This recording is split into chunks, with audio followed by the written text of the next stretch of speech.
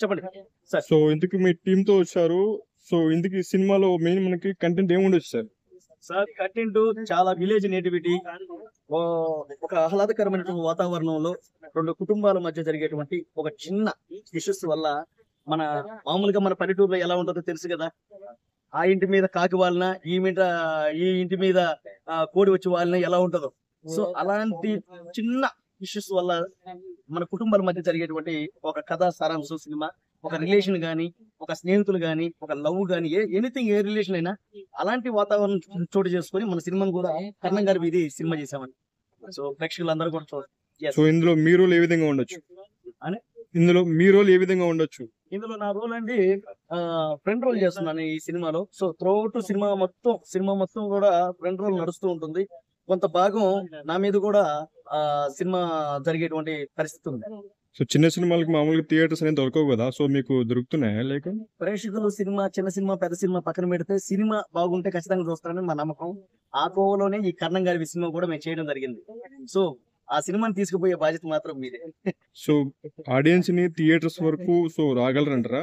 100% మా సినిమాలో ఉన్నటువంటి ఆ పాయింట్ నచ్చిందంటే 100% సినిమా థియేటర్ వచ్చేటువంటి అవకాశాలు నిండుగా ఉన్నాయి.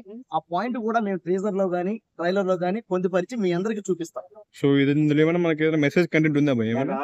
అర్థం కాదు. మెసేజ్ కంటెంట్ ఏదైనా ఉందా ఈ సినిమా? 100% అండి.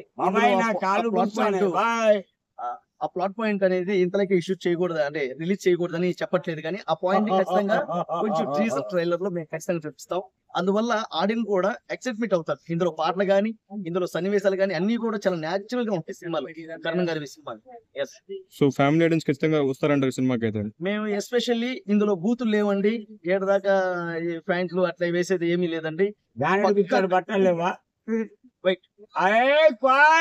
కుర్చీ అంటారు, కుర్చీ తాత కొద్దిగా కుర్చీ ఈ రోడ్డు మరవాలి. సరే 2 నిమిషాలు. Bye bye bye bye bye bye bye bye bye bye bye 2 నిమిషాలు.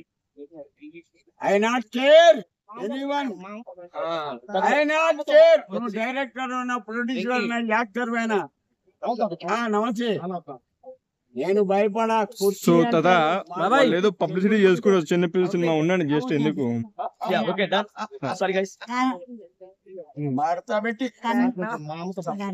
పైసలు ఎక్కువ మాట్లాడు. నమస్తే అమ్మా.